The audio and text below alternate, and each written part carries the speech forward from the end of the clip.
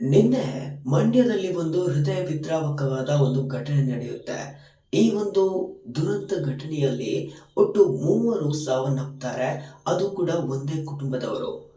ಅಷ್ಟಕ್ಕೂ ಆ ಸಾವಿನ ಹಿಂದಿರುವ ಕಾರಣ ಏನು ಅಂತ ನೋಡೋದಾದ್ರೆ, ಆ ಮನೆಯ ಯಜಮಾನ ಆ ಸಾವಿನ ಹಿಂದಿರುವ ರಹಸ್ಯವನ್ನ ಇಂಚಿಂಚು ಮಾಹಿತಿಯನ್ನ ಕೂಡ ತನ್ನ ಡೆತ್ ನೋಟ್‌ನಲ್ಲಿ ಬರೆದಿದ್ದಾರೆ.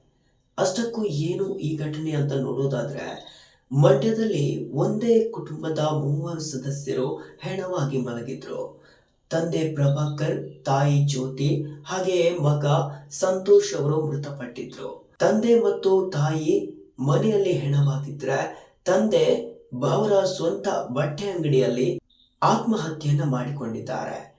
ಅಷ್ಟಕ್ಕೂ ತಂದೆ ಬರೆದ ಡೆತ್ ನೋಟ್‌ನಲ್ಲಿ ಏನಿತ್ತು ಅಂದ್ರೆ, ತನ್ನ ಸಾವಿಗೆ ಫೈನಾನ್ಸ್ ಅವರ ಸಾಲವೇ ಕಾರಣ.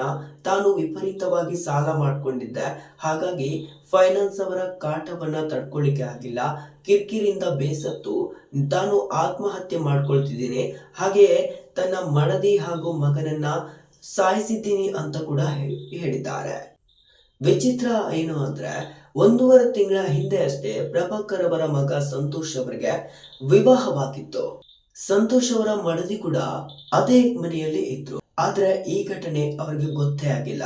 ಅಷ್ಟೊಂದು ನಿಶ್ಶಬ್ದವಾಗಿ ನಡೆದಿದ್ದೋ ಏನೋ ಗೊತ್ತಿಲ್ಲ. ಆದ್ರೆ ಒಂದೇ ಮನೆಯ ಮೂವರು ಹೆಣವಾಗಿ ಮಲಗಿದ್ದಾರೆ. ಅದು ಕೂಡ ಫೈನಾನ್ಸ್ ಅವರ ಕಾಟಕ್ಕೆ ಅನ್ನೋದು ನಿಜಕ್ಕೂ ವಿಪರ್ಯಾಸದ ಸಂಗತಿ.